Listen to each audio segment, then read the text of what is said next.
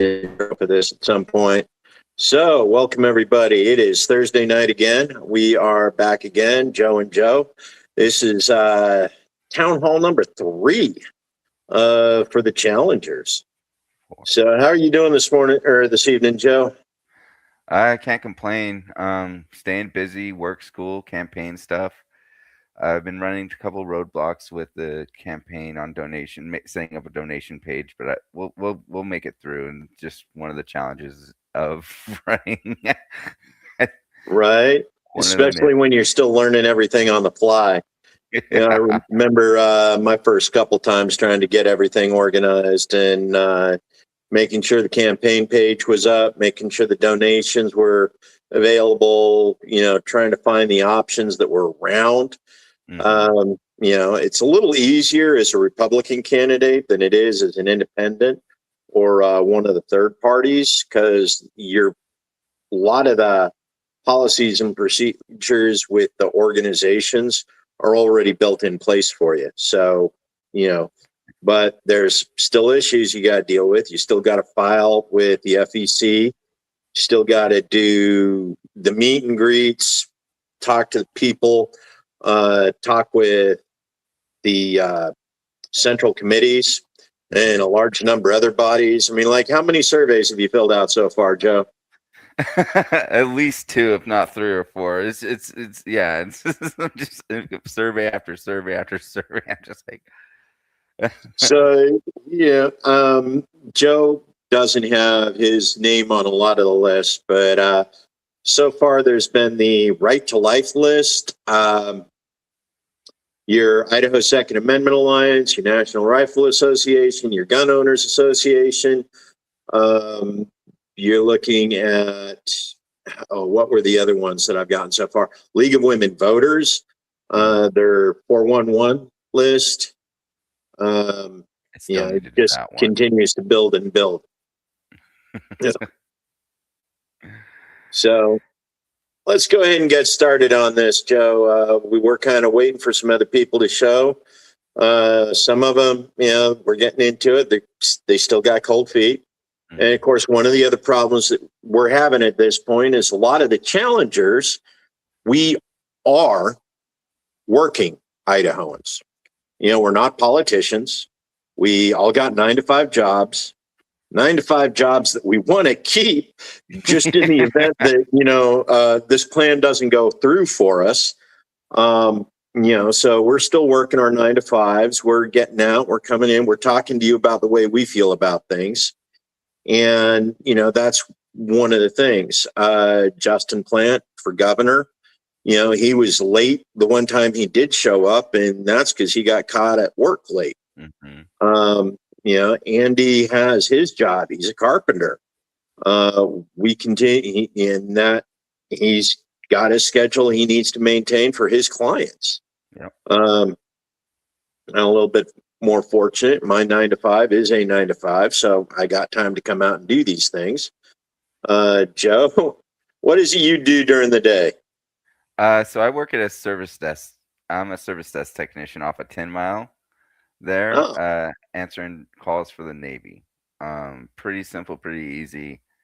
I've been doing it for 3 or 4 years now. And in reality, there's not much to the job itself, but I do work weekends, but it is 4/10s that I work. So, but I work 5:30 to 4. I wanted to get my schedule early in the morning. That way I could have afternoons off. I didn't want to be working 7 to 5:30 or anything that was a little later, just because it tends to make the evening time feel shorter, and I wanted to have some actual evening time. Yeah, James, we definitely evening. It's time to have a beer. We won't be doing that until after, though. So I know the Greeks and the Romans used to have a thing about, everything needs to be debated in 2 ways. First, it needs to be debated drunkenly at the tavern. And second, it needs to be debated sober. And if it doesn't work either sober or drunk, it's not a good idea. But we want to be sober for you guys. So let's go ahead and get into it. So, Joe, one of the big questions that comes up this week is, many sheriffs are elected officials that are elected officials have spoken out against citing it as an unfunded mandate. Okay, what do you think of the legislators passing this law when other elected officials working in the community have spoken out against it? Yeah, I mean, Now, this is the 287G. This is the memorandum of agreement between local law enforcement, which in this case includes county sheriffs, as well with the federal organizations, in this case, ICE. And Idaho is currently working, our legislators are currently working on a mandate that local law enforcement participate in this memorandum of agreement with immigration, ICE. With immigration. Immigration Customs Enforcement, correct?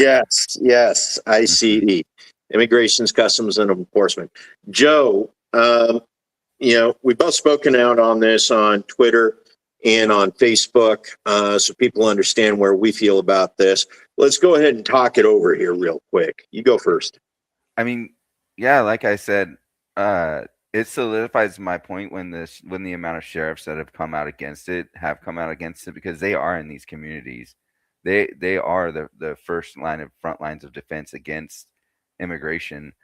So I feel more solidified in saying, like, yeah, we don't need to have these unfunded mandates that are forcing our local law enforcement, our local representatives for protecting and serving the communities, forcing them to take on these extra challenges that are held by ICE.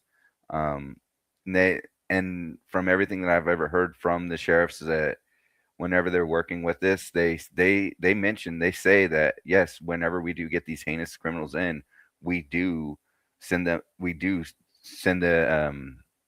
courtesy to ICE and say, hey, we do have these heinous criminals in here that are illegal immigrants and everything. So I feel like the sheriffs are doing everything they can and should be doing. And I'm always going to push back to the people. And I feel the sheriffs are a direct representation of those people in their communities. Yeah. So one of the big things that happened this week was, they've been trying to make it happen, is mandate that all law enforcement organizations in the state participate in these 287G memorandums of agreement. And it forces our elected sheriffs, all 44 of them, to participate and essentially subordinate themselves to a federal law enforcement agency that is not headed by an elected official. They are appointed. It's a bureaucracy. So it's like our local law enforcement elected, our sheriffs elected. Every county elects their own sheriff, and their sheriff's part of their community, hopefully. I don't think there's too many counties in Idaho where a sheriff has lived there less than 5 years before being elected to be a sheriff. Mm-hmm. Not at this point. I think we learned a lesson or two already. You want a law enforcement organization leader who understands the community, who understands what the community wants. They're already participating in enforcing federal laws in some capacity. They're also enforcing local laws, and they're working with an intimate understanding of the threats to the community. Now, as Joe already pointed out, many of them already at least work with ICE in some level, whether it's informing them of dangerous criminals that come in that are not citizens, they're not residents, who may need to be sent elsewhere. But one of the other problems that we have with that, and this actually came up in debate in the legislature, is right now Idaho is paying to keep some of these offenders in prison. That is, they committed the crime in Idaho. We prosecuted them in Idaho. We are keeping them in prison in Idaho until they've served their time, at which point we cut them loose and turn them over to ICE, and ICE, ships them off to wherever their origin of country is. Now, there's people who don't want us paying to house these criminals, and I understand that. But one of the problems that we've seen with turning them over to immigration sending them back to their nation of origin, is they just turn around and come right back to commit crimes. We saw that in California time and time again. Get arrested in California for murder, get deported back to Mexico. 6 months later, he's back in the state of California committing murder and rape again. So it's one of those things you sort of need to take a look at the importance of maintaining, keeping criminals, especially violent criminals, separated from the population at large. And unless we're deporting them to a prison in El Salvador, which ICE is currently doing, you're not successful in preventing them from reintroducing themselves into the communities you arrested them in for the crimes they committed in those communities. So we definitely need to pay attention to that. What you got, Joe? I'd be interested to know if that has changed at all since the border crossings have gone down. And that's I guess was where my question would rise to, is if there has been a rise of violent criminals coming over the border, coming back over reentrants. I don't know. I don't have that statistic on me or anything like that, but that I think would be my biggest question for that. And I think that's a huge question. The other problem I've had, though, is with regards to ICE and the Border Patrol right now, is exactly how accurate has that information been? That's true. We've heard rumors and even been provided some evidence that Kristi Noem has not exactly been honest in the reporting of estimates coming across the border, especially with the attempts at being more stringent in the way they come across the border. We still see the issues of child immigration and the fact that they continue to end up in some form of foster care or ICE detention center. We're continuing to see reports coming out of the ICE detention center of children getting pregnant there. Yeah. So we continue to see child trafficking, child sex trafficking, rape, and several other things that go on while these children are in ICE custody. So go ahead. And that does need to stop. Like, in no question in my mind, these detention centers, from what I've heard and from the reports that I've seen, is they're being held. If you're from the military or if you understand the military jargon at all, nut to butt, severely underserviced in these detention centers. I'm not saying that we need, and it's one of those hard situations, because it is a situation where we don't want to put a lot of funding towards stuff, but in the same hand, we want to do this, but we need to treat those people still like they're people. They're not cattle to be moved. Right. And yes, especially when you're talking about children. Exactly. Yeah. If you're coming at it from a biblical perspective, if you're coming at it from a Christian perspective, how you treat the least of me is the way you treat Jesus. And in this case, the way we are treating the children that are caught in these border crossings, Jesus himself said these people probably need, millstones hung around their neck and dropped into the river. And exactly. And I don't know. It's such a terrible situation for these people, because we're not treating them the way they need to be treated. There is no accountability for ICE at the moment, and their only accountability is executive branch, and that's not how it should be. There shouldn't be a a large police force that is accountable only to the executive branch. That's not the purpose of the executive branch, is to hold a major arm of a law. In my opinion, it's giving too much power to one branch of government versus the other two branches of government.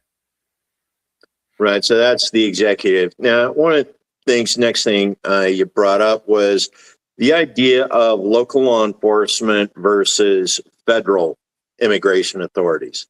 So this is that blend of local versus federal. Now, the way I look at this is, especially with the legislature attempting to do the mandate, what we're doing is we're taking elected officials and we're placing them in subordinate positions to federal bureaucracy. Mm-hmm. We don't elect the people who run ICE. We do not elect the people who run DHS. Mm-hmm. Many of these people have been careers in these particular agencies, 20, 25, 30 years. DHS, only 26 years now, but they were in federal law enforcement before they became DHS. So these are people who've been part of the federal bureaucracy for over 30, 40 years. The thing we commonly refer to as the deep state. And here we are taking the deep state and telling our local elected constitutional sheriffs, hey, you got to suck it up and take orders from the feds on how you're going to conduct business in the state of Idaho. Yep. And I think it's one of the most egregious oversights and essence of arrogance of our current legislature to think that, they have a right to tell the elected representatives of the people, our elected sheriffs, how to do business in their individual counties. What are your thoughts? I'm always pushing to limit federal overreach. That's one of the major pillars of me, of who I am as a person. We have far too much federal overreach already. And to think about it, if this was a Democratic, Congress, Senate, and president at this point in time, would we still be trying to expand the efforts of ICE? I mean, it doesn't make any sense to me, because the coin's going to flip at some point, and then then it's so much harder for us as people to take back that control. Yeah. Anytime we give federal government any power, any sort of strength or overreach over us, it's so much more difficult for us as the people to say, hey, no, we want that back. And I think on even when we have the House, Senate, executive branch, everything in our favor, we should always play to caution in those federal overreaches, especially. Right. Absolutely. We want to reduce the strength of the federal government, not continue to reinforce it. Mm-hmm. We need to give more power back to the county sheriffs, the constitutional sheriffs. And that means that we need to put them in control of federal operations that are operating inside their counties, as opposed to subordinating them to the federal bureaucracies. Power originates from the people. Political power originates from the people, from the consent of the governed. And that is not what our current state legislature has decided to do, which I think was just arrogance on their part. And here's one of the other things. So trust, the trust between the communities, our local law enforcement agencies that are responsible to serve and protect. Supreme Court kind of threw that out the window.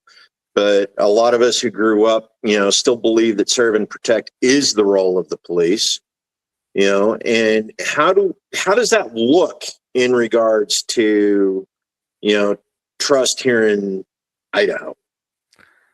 I mean, I see the trust diminish in and there's been so much distrust even with police forces ever since, like, well, really honestly since Rodney King, but you have like the George Floyd situation and everything like that. Then we need to rebuild that trust with the communities, and the sheriffs for the most part have trust in these communities a lot more than some nameless, faceless federal agent that comes from some other state that they've never been here, and that is also, in my opinion, on purpose, is bringing them to a different state to where they don't know the people, they don't interact with those people every day, they don't understand the community itself, and I think that that separation is something that we need to get away from, because sheriffs are accountable to their communities. They get Yeah. elected,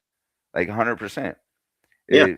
And bringing some federal bureaucracy from a different state is not accountable to that person, that community, and that helps erode trust, which we don't need to do. We need to build trust within our communities, with our state, and and especially with the amount of trust in institutions now across the board, it it needs to be a time where we build that trust back.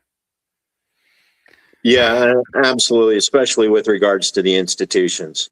And we've watched institutions become corrupted. We've watched their values deteriorate. We've watched them start to participate in the things that they were created specifically to eliminate. You know, CDC has participated in gain of function rather than reducing disease.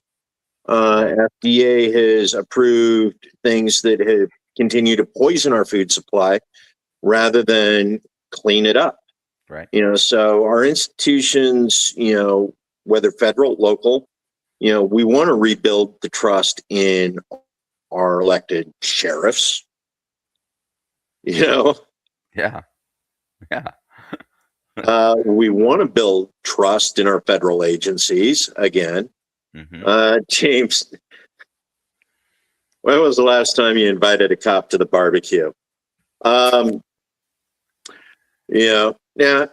It, to be for, fair, for me, I was in Quantico, Virginia for 3 years, and at that time they had me do temporary assignment of duty for gate guard, essentially with the military police.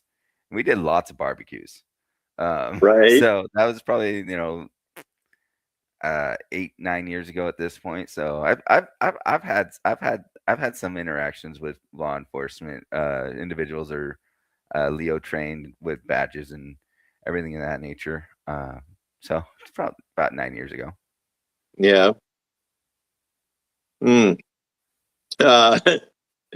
Yeah.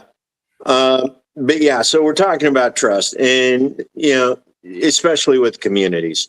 We've seen the raids that happened with ICE and the sheriff out in Waukee County, Marsing, of which the sheriff had some not so good things to say about the cooperation, the arrangements, the nature of what happened versus what we were told happened. And I think this is one of those things. If ICE is going to be able to operate freely, we need to make sure that ICE has built trust. And that means the sheriffs need to be able to break the memorandum of agreement, once if for whatever reason ICE breaks Idaho laws or interferes with the way Idaho does business.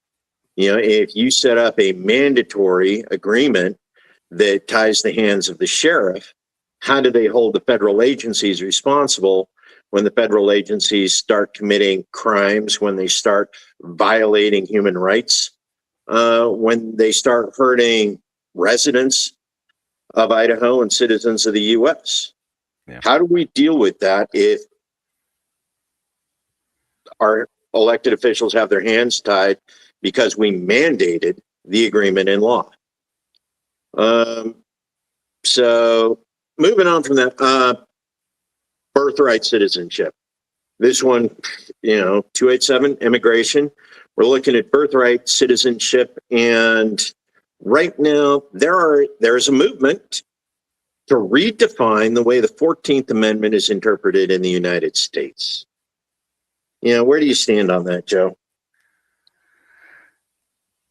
I stand on this with a lot of us. I mean, granted, I've been in Idaho for 6 generations, and not everybody has that privilege of being in America for as many generations as I have been. Even Irish and Italians, we talk about this and how far are we going back, because they got a lot of their rights and privileges from birthright citizenship. I I I hear the noise about having like birth vacations, I think is what they're called, where they come and have a baby on American soil to have an American citizen, and then they go back. But I don't see a lot of corroborating evidence for that. I just hear it in the mill and in like the scuttlebutt, and I tend to stay away from scuttlebutt as much as I can, and I think it helps. I think birthright citizen helps um make our society more robust, and making more of a national identity with America.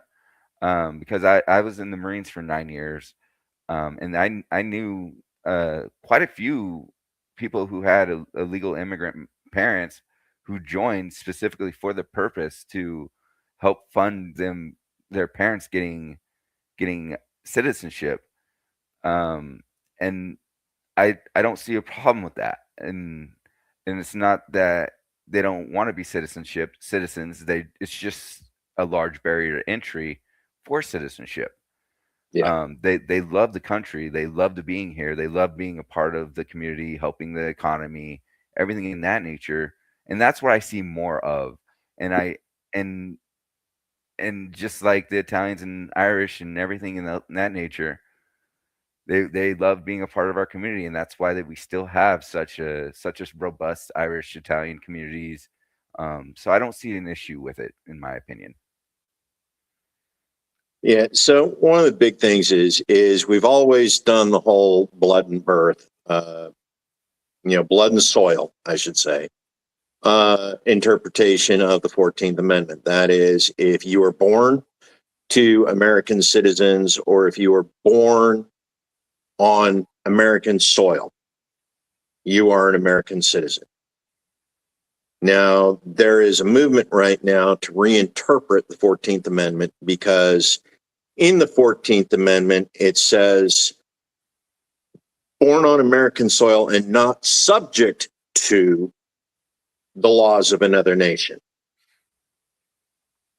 And what they're interpreting that meaning is if your parents are citizens of another nation, when you are born on U.S. soil, you do not qualify for birthright citizenship. Okay, so if we step back and we take a look, those Marines, the enlisted, they were born in the U.S., they were citizens by the definition at the time. If it was reinterpreted, and I know coming at it, 50, 60 years after the precedence was set, is taking a huge step backwards. But under the reinterpretation, the United States Marines even wouldn't be able to recruit them because they're not citizens. Mm-hmm. Because their parents were citizens of another nation, even though they were born in the U.S., they would retain the citizenship of the nation in which their parents were born. And that's the blood portion of it, rather than being a U.S. citizen. Now, my big thing with that is going back and reinterpreting a constitutional amendment some 50, 70, 100 years after the fact and saying, no, it doesn't mean what the Supreme Court said it meant, 100 years ago. I mean, court precedence has been set. of course, we take a look at what has been overturned with this particular Supreme Court, precedents that has been set that has been overturned. For example, one of them is Roe v. Wade. Right. We've seen that overturned for a particular group. Right. Tourist visa, no birthright, work permit, citizen is short, according to, So there's different ways to look at it. The tourist versus the work, while they're here working, if they're on a work visa, they, of course, are under the jurisdiction of U.S. law while here as a work because they're working here. But tourists, they're coming, they're leaving. Yeah. No intent on sticking around, no intent on providing to the communities in which they're visiting, in which they're working.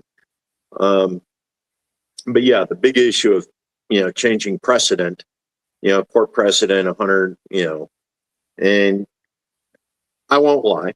There are some SCOTUS precedents that I would like to see overturned. We saw the Chevron deference overturned recently, which I think is a huge win for public land advocates. So,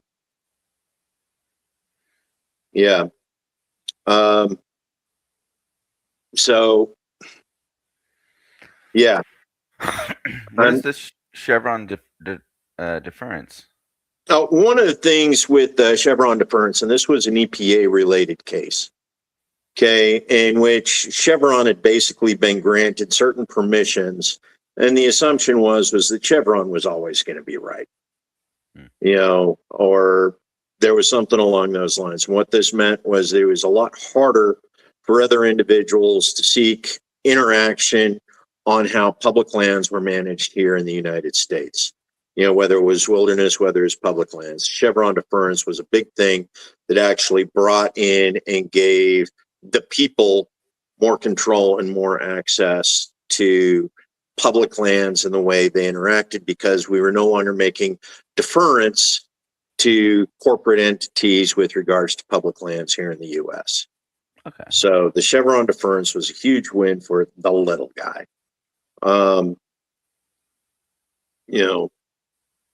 See,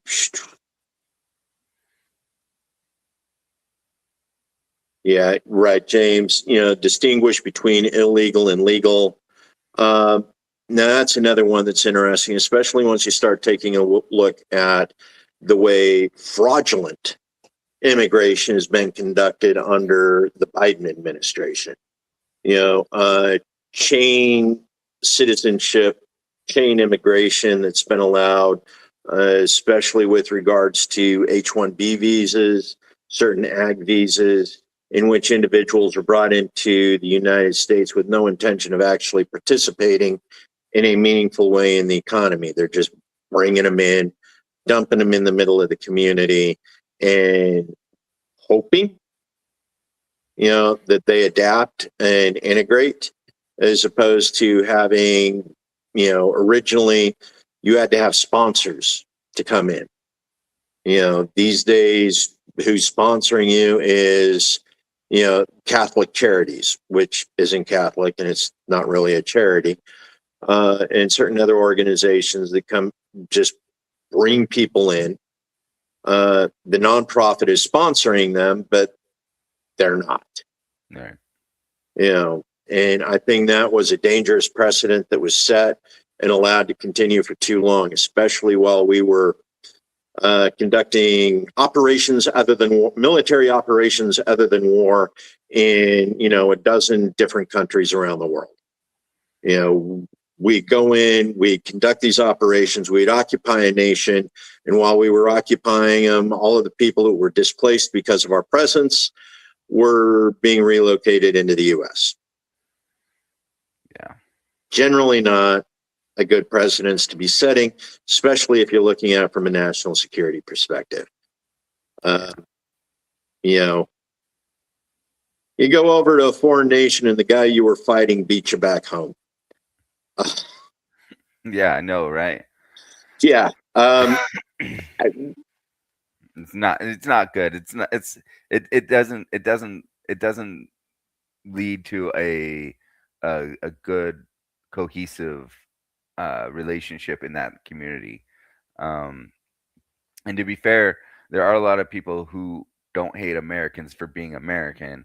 Uh, they don't like what our government did to them, and breaking that down is something, a barrier that you have to sometimes attack. But there are those mindsets in those communities of hating America because they blew up my home back home, and now I have to live here in this essential ghetto. Right. Have to come live in a ghetto where the people in the gated communities hate me. Yeah. Yeah. I mean, yeah, maybe an open air prison and the people are kept safe by living in their little sub prison within the prison, where the uh, warden lives, in his cage of a room in the corner of the prison, safe from all of the inmates. But it's one of those things. We're creating this situation where we're bringing in people who don't want to be here. Hmm. They're only here because the only place to get away from American foreign policy is be on American soil. Um, yeah, and a lot of them, we look at it right now. It used to be you come in, you apply for asylum. If you applied for asylum, it was because you were scared to death to go back home because your government wanted you dead. Hmm. Now they come in, they apply for asylum. 2 years later, they're going back to their home country for vacation. Right. It's like, I thought they wanted you dead. Why are you going back? Right. Yeah. Yeah. That there's so much fraud and abuse in our system. It's insane. Yeah. So speaking of fraud and abuse, the next question you brought up was Social Security. We talk about Social Security, the entitlement, versus what you've earned, what your wages, what you put into the system. Um, okay, so Social Security reform, how do you keep it solvent? And if so, what specific changes would you support or oppose? So I mean, the big thing that I would support is increasing how much people. So there's like a certain amount to where you're like exempt from Social Security. I think we should Right. increase that amount. And that might not be a super popular opinion, but Social Security is also one of the better like better public programs that is provided by the United States government. Um, and I always hear there's a lot of fraud, waste, and abuse in it. And the times I think about are when people pull money from Social Security because it's usually in the green. It's always in the green for um how much money it has in it. And I do think that we do need to increase how many or who's all putting into it. Um it it's also one of those things where if we put money in the public, it should stay in the public. And if we're taxing people for these services should be provided to the people.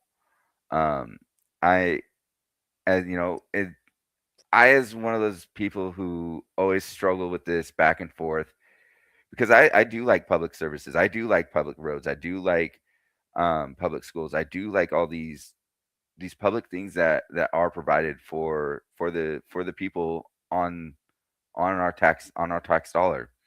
The problem is that we're dumping a lot of money into opaque private businesses that it's getting out of the public's hands. It's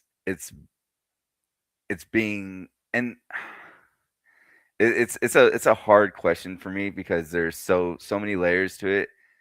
Um, but I do think that it's easier for fraud, waste, and abuse to happen if you take taxpayer money and put it into a private business instead of leaving it in the public. I think there's a lot more eyes on it and a lot more ability to see it if it's in the public. Um, and I think we do need to be more transparent with what is in our public coffers. Uh, but every time I hear about Social Security, they're always like, "Yeah, we still got some money in there. It's still in the green. We can still take money from it." Um, yeah, I mean, with and it also comes back to one of these things of like capitalism, as James said, we do live in a socialist capitalist society where any taxes are really kind of a socialist idea in a true free enterprise, in a true free capitalist society. You're not going to have any taxes. You're going to have everybody's on rugged individualism. There's not going to be public roads. It's going to be, you're going to pay for your little slot out front if you can, and I think that has to break with people, and we really have to analyze our current market. And I don't think a lot of people look at our market in that way. Well, and that's one of those things. So you talk about fraud, waste, and abuse, and the times that we actually started dipping into Social Security in order to pay the bills. Back in 1980s, the public trust, the Social Security industry or insurance was handled through the government agencies. In the 1980s, we started to privatize that management. And under President Reagan, the Congress at that time actually authorized the House, the people who write the checks, to dip into Social Security in order to pay the bills. So they breached into Social Security, pulled the money out to pay the bills. They were selling U.S. debt to the Social Security insurance in order to pay the bills, and Social Security held the U.S. debt. So they were dipping in and doing that exchange, which was never supposed to happen. Social Security was never supposed to be a means of paying the bills for the United States government. Okay, and then we started doing more and more along those lines. We started seeing union programs. When we started opening up the idea of private venture capitalism, private equity firms being able to go in and buy organizations. A lot of them went in, ran up the debt, and then they'd use the retirement programs that were being held and managed by the companies that they had bought for the employees that were working to pay the debts that were created by the executives. So we were seeing fraud in retirement funds, not just in the Social Security insurance, but also in the 401, in the retirement funds that were being managed by companies. And one of the reasons why we went to 401ks was because they wanted to separate the company from the retirement program, so that the individuals who were paying into the 401k weren't risking their retirement by having it managed by the company that was being bought by private equity. Now we've turned around and we've made an arrangement through Congress again that allows private equity to actually go after the employees' 401ks that the companies have been paying into for them. So we're continuing to watch Congress, because private equity wouldn't have access to the 401ks if Congress wasn't neglecting its oversight. But we've now set it up so the private equity can not only continue to ravage our brick and mortar and other companies across our corporations across the U.S., go in, buy them up, rack up debt, piece them out, sell off the purchases. Yeah, it's a piggy bank until it's empty. Somebody else is coming in with a hammer to break that piggy bank for you.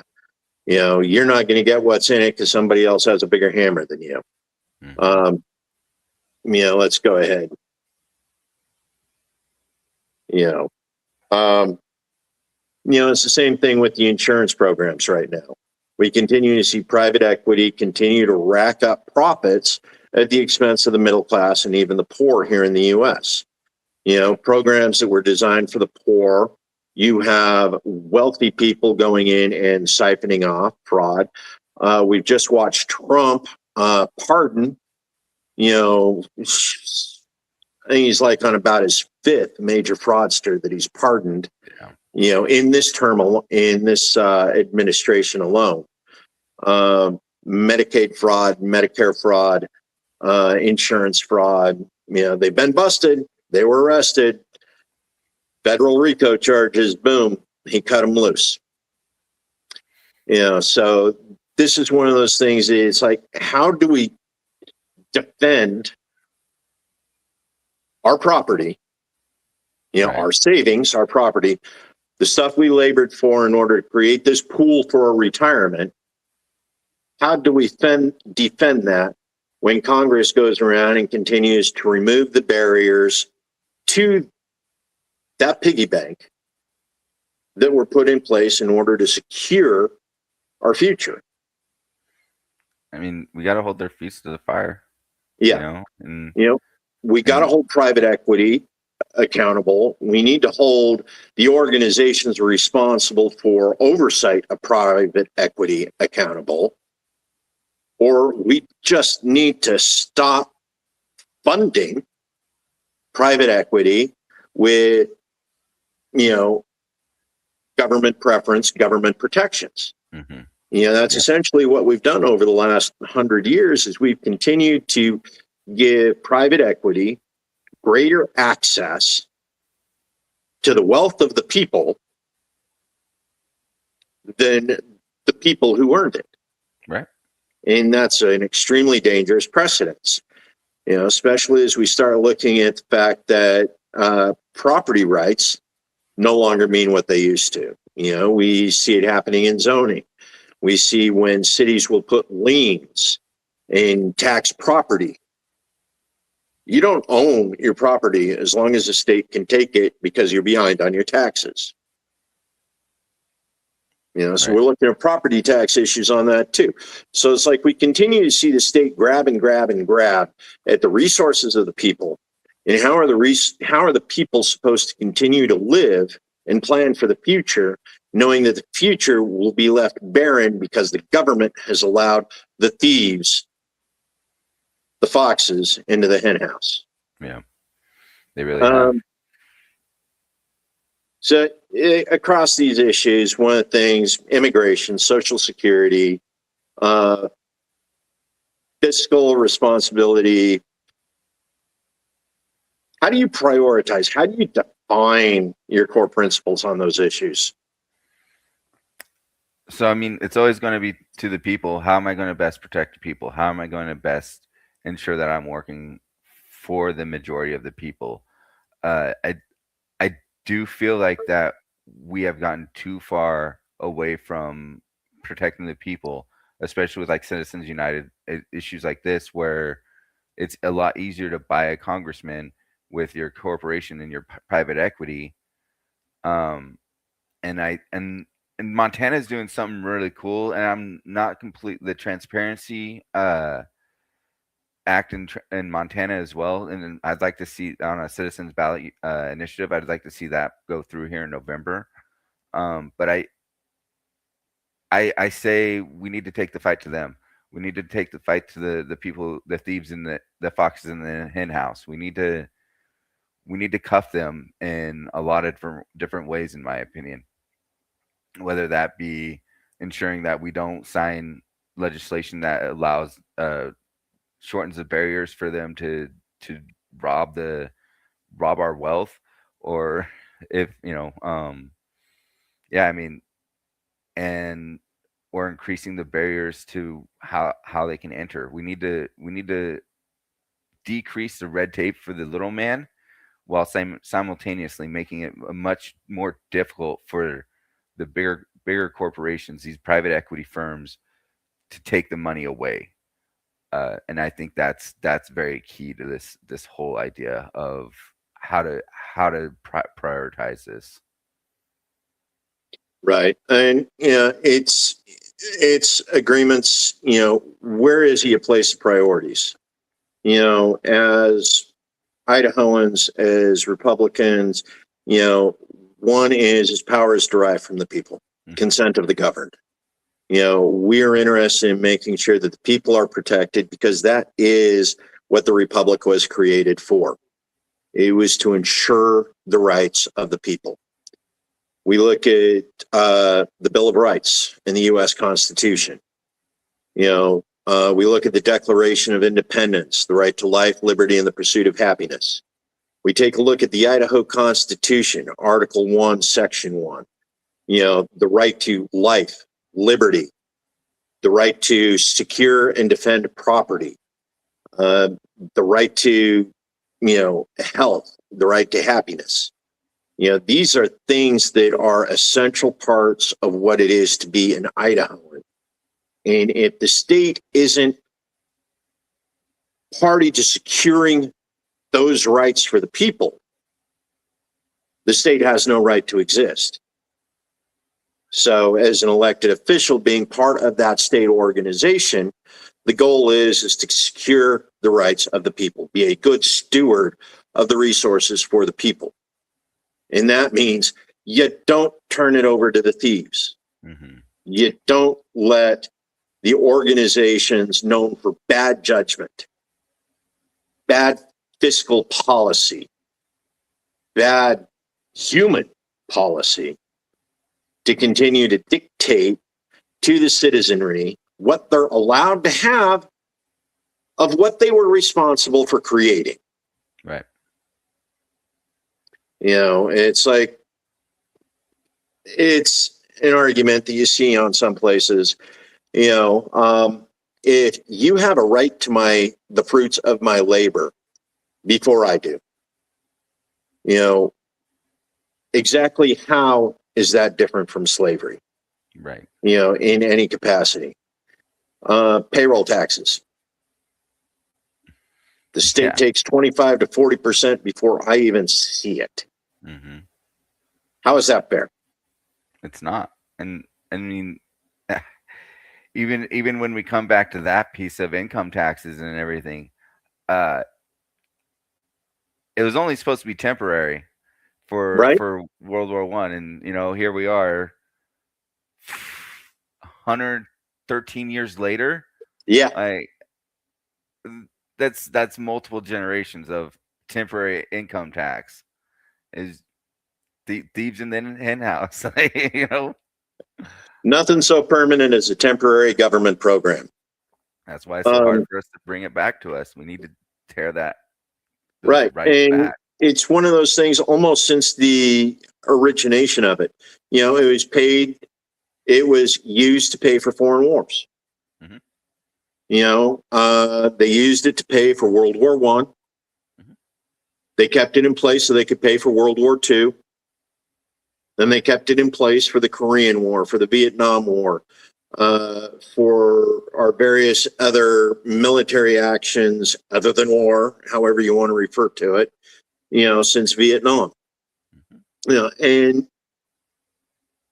military adventurism has been the most costly program to the United States, ever.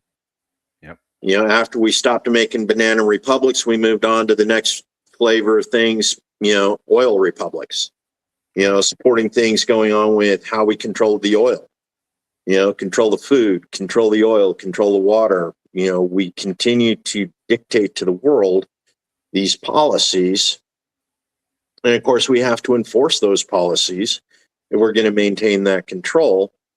And enforcing those policies is expensive. Yes.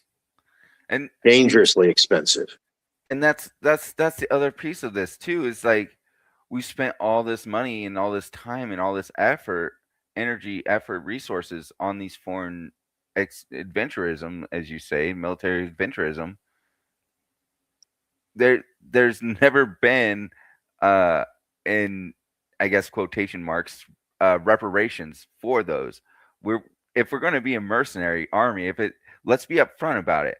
Pay us, and I'm not completely opposed to being a mercenary or having a mercenary military force, but we're not getting paid for those military forces. The French have the French Foreign Legion, like Right. Well, we got Eric Prince. Who? Eric Prince. Blackwater, or whatever it is they're calling themselves these days. Yeah. But we had soldiers of fortune hired out of the U.S. on a regular basis.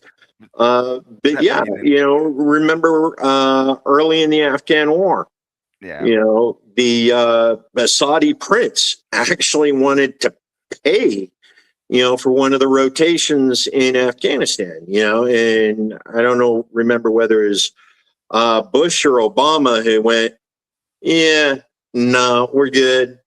I don't know. And that, and that's the thing as a Marine. I do know several Marines who are very gung ho. They're like, let's go do the war. Let's go fight the battles and everything like that. But I still remain firm that we need to at least be paid. We need to get something back for it. We're not just going out to strip our own country anymore. I don't think never met a Marine who didn't live for the fight. But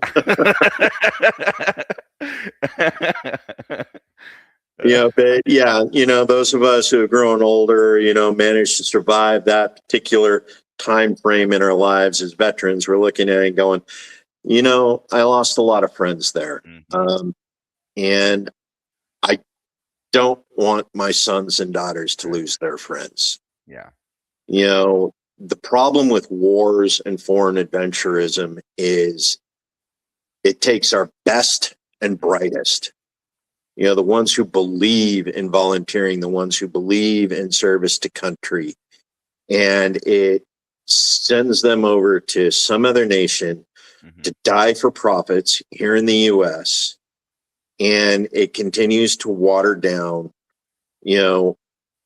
our genetic heritage, because our best and brightest are no longer part of our future.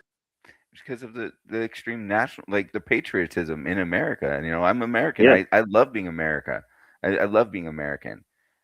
I'm super proud of being American. And I don't know. There's certain pride and patriotism in serving and being a part of the fully volunteer force. And I don't want to take that away either, but yeah, no, we don't need to be sending our best and brightest. And like I said, a mercenary force, but you have to be completely upfront with it. If you're completely upfront with it and people are still willing to take that risk, like fine, like fair. But we don't need to be doing it under a guise of American protectionism when we're completely safe. There in America, in Idaho, there's a gun behind every blade of grass. There's you know what I mean? Welcome to what the Japanese say. No, we were never going to invade the American homeland.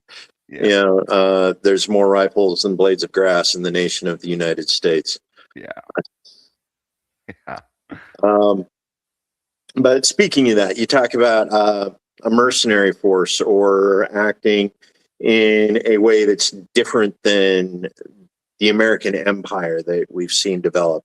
800 military bases around the world right now in 180 different countries of the 190 or 200 that, exist. 200 sovereign nations around the United States. 180 of them have a U.S. base in it. Over 800 U.S. bases.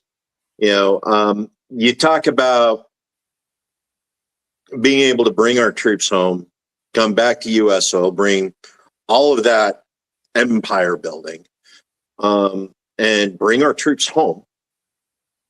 So that rather than spending all of that money maintaining this image of an empire in nations that don't want us there, right, or fight our presence, or continue to demand concessions from us because our troops are stationed there. We see it happen in Korea, we see it happen in Germany and most of Europe. Always been concession after concession after concession. bring our troops home, spend all of that money that we were spending keeping those foreign bases, functional, spend them here in the U.S., refill the coffers of the Social Security insurance, because if we're not spending, $1 billion a year plus another billion, to send Tomahawks into Iran, every month, we can actually spend that money on the people here in the U.S. Mm-hmm. We're being such a situation where the people in the U.S. aren't being billed for sustaining an empire that they're not even interested or even remotely aware of. 300 million people living in the U.S. You know what percentage of them have actually left the United States? I don't. I think it's like 80% of the U.S. population will die within 100 miles of the place where they're born. It's like, why do we control so much of the world when we as Americans actually spend very little time participating in it?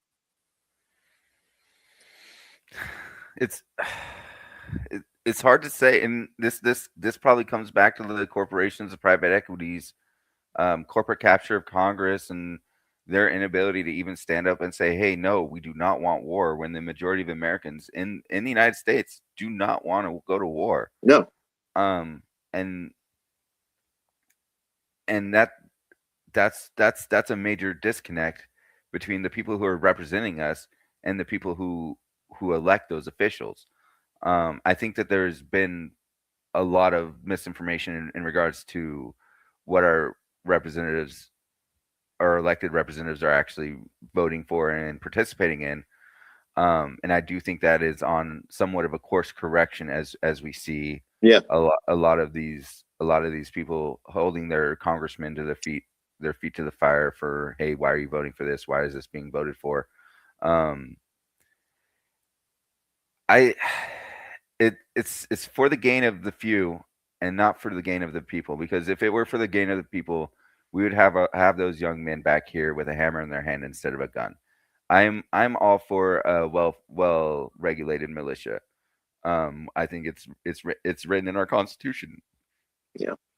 There's nothing to say that we can't have a well formed and regulated militia where the young men and women are working carpentry jobs or construction, building roads, manufacturing plants, or refurbishing manufacturing, logging, mining, or any of these other things that we need to do back here at home in order to really create the United States of America that is pushing for the people, and making us as a society more robust and more strengthened in our communities, and have them do like a weekend warrior kind of thing where they go once a month to train on weapon systems and make sure that they're well trained on this is what we're going to need to protect for back home or anything in that nature. And a fighting force in that nature would be completely unstoppable, in my opinion. If we had our young men and women back home where they were doing practice maneuvers in protection of their own communities, there would be nothing that would be able to overtake the United States of America. And I feel like that we would be really building a stronger structure if we brought them back home, put a hammer in their hand or a saw or a pickaxe, and brought the greatness of America to the front, because it's here, but it's just been in the background. Yeah, James, I see. I know where you're coming from because I've seen it. I felt it. Coming back from U.S. for military deployment. And the idea that we are continuing to see a more robust police state, even here in the United States, where the authoritarians continue to dictate more and more, how we live and criminalize certain choices. The U.S. is becoming its own worst enemy in many ways because we continue to erode away at our own freedoms. And one of the things you bring up, Joe, and this is one of my favorite Marines, General Smedley Butler, war is a racket. We continue to see that what war is, especially in a post-Vietnam, world, is it's money laundering for the rich. We bleed America's sons and daughters in order to make old men wealthy. And that is an extremely dangerous, for a nation, for a culture, for a civilization to pursue that kind of suicide. I mean, literally, it is suicide. We are killing the future in order to sustain the old. Right. And we need to switch that around. We need to stop borrowing against the future of our children and start investing in our children. And part of that means stop sacrificing them.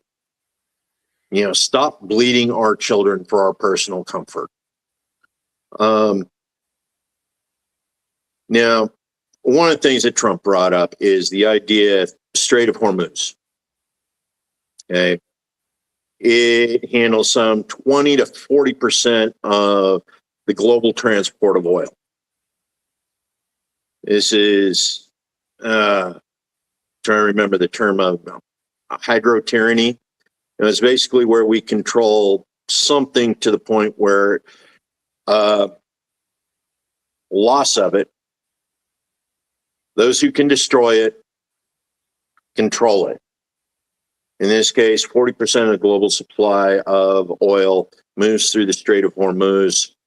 And if Iran can destroy it, Iran controls it. And right now, Trump wants the other nations that are dependent upon the oil that travels through the Strait of Hormuz to pony up the money in order to secure the Strait of Hormuz against Iran. Where do you stand on that, as far as a public policy, as a foreign policy, moving forward? And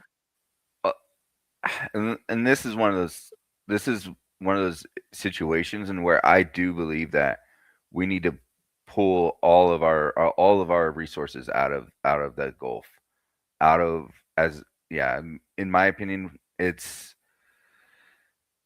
like you said, if they can destroy it, they control it. Iran has control over it at this point in time. To the Americans, it is effectively closed. If the other countries want to make deals with them, fine. I mean, I'm not disillusioned in the idea of thinking that the UK, France, Germany, or any of these other countries are going to be able to go ahead and initiate a kinetic actions against Iran. I don't think they have the gut for it. I mean, we as Americans don't really have the heart or the gut to have further kinetic actions in Iran, for the most part. And I think it's even less on the European continent. And so at the end of the day, I think they're just going to need to start paying them. And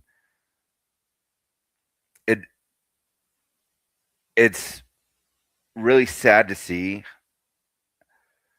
because they're going to, from every reports that I've seen, is that Iran's going to demand payment in yuan. So you're seeing this major power shift from the American petrodollar, which was reigning king supreme for the last 50 to 75 years, the entirety of my lifetime, the entirety of your lifetime, the entirety of majority of people's lifetime. And it is chaotic, and I just don't see that we have the stomach for it. And I was having this discussion the other day, and we're sending men and women when they're sending RPGs on wings for 800 kilometers out. And that's not sustainable warfare. And because we have a extremely finite resource, and this comes back to what we were talking about earlier about how we're sending the best and brightest against RPGs with wings on them, and or RPGs on the ocean front.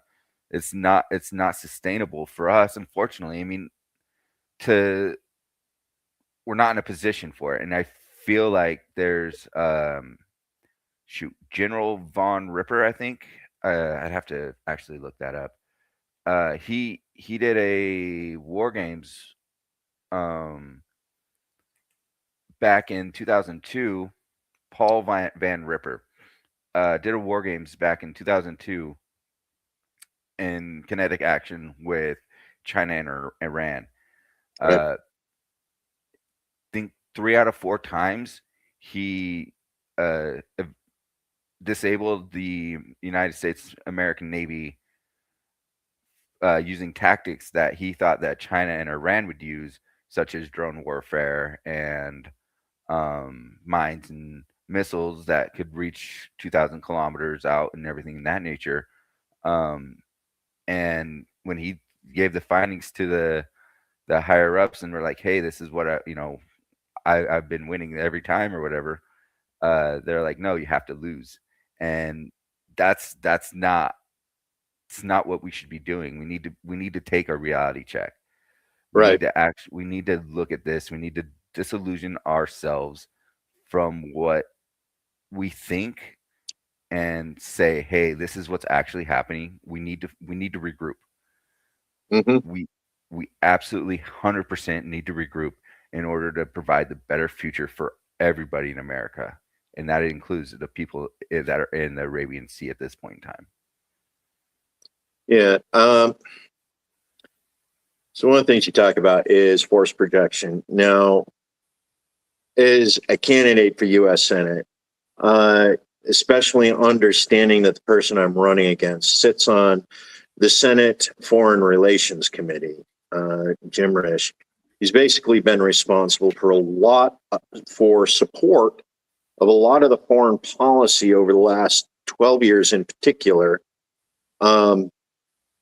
in the way that we interact with nations abroad. Whether or not we support a military operations other than war, occupation, nation building. Right now, he continues to support the funding of the Taliban in Afghanistan, because sitting on that, he hasn't turned off the faucet of money that's going to the Afghan government. So when we look at what's happening with regards to foreign aid, how much money we're spending in foreign nations, they don't like us, don't want us there, and are pretty much just using our money to attack our interests in those nations abroad.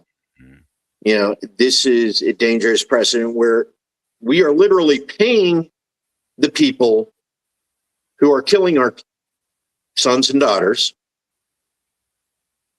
while we throw our sons and daughters into these meat grinders, and we've seen the Oreshnik, landing in Ukraine. We've seen the hypersonic missiles being used by China and Iran.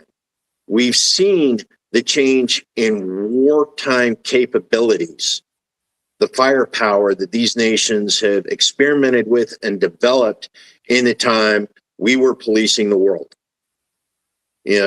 Our privatization of military research, has continued to pay private organizations to sell the tech we paid them for to our rivals.